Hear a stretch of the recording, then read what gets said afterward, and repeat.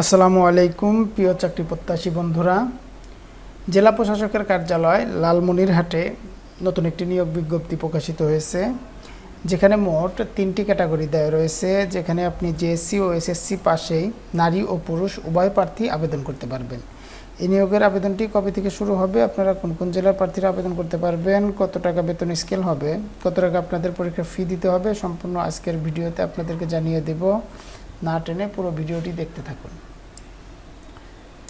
28 April 2024 খ্রিস্টাব্দে এই নিয়োগ বিজ্ঞপ্তিটি প্রকাশিত হয়েছে, যেখানে 1 নম্বর যে পদটি রয়েছে অফিস সহায়ক, যার পদ সংখ্যা রয়েছে 33টি, আর বেতন স্কেল হচ্ছে 8,250 টাকা থেকে 20,010 টাকা। আর এই পদটিতে আপনার আবেদন করতে হলে শিক্ষাগত যোগ্যতার প্রয়োজন হবে এসএসসি বা সমমান পরীক্ষায় উত্তীর্ণ। দ্বিতীয় যে পদটি রয়েছে নিরাপত্তা প্রহরী, যার পদ সংখ্যা রয়েছে 3টি, বেতন স্কেল হচ্ছে 8,250 টাকা থেকে 20,010 টাকা।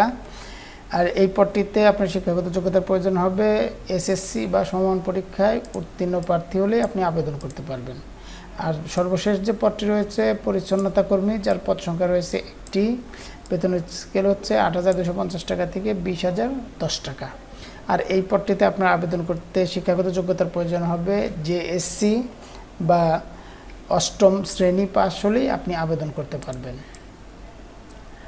আর এই আবেদনের যে শর্তাবলী রয়েছে, প্রার্থীকে অবশ্যই বাংলাদেশের স্থায়ী নাগরিক ও লালমনিরহাট জেলার স্থায়ী বাসিন্দা হতে হবে। লালমনিরহাট জেলার স্থায়ী বাসিন্দা ব্যতীত আপনি আবেদন করতে পারবেন না। আর একজন প্রার্থী একাধিক পদে আবেদন করতে পারবেন না। আর এই আবেদন ফর্মটি lalmonirhat.gov.bd এই ওয়েবসাইটের মাধ্যমে আপনারা পেয়ে যাবেন, এখানে আবেদন করতে পারবেন। আর এই আবেদনটি কবে থেকে শুরু হবে?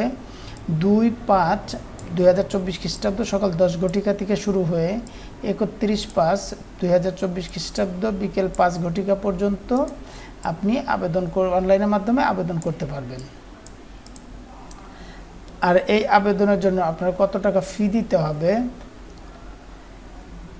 পরীক্ষা ফি হচ্ছে 100 টাকা, সার্ভিস চার্জ 12 টাকা, সর্বমোট 112 টাকা টেলিটক সিমের মাধ্যমে আপনি প্রদান করতে পারবেন, যা আবেদন পরবর্তী 72 ঘন্টার মধ্যে দেওয়া যাবে।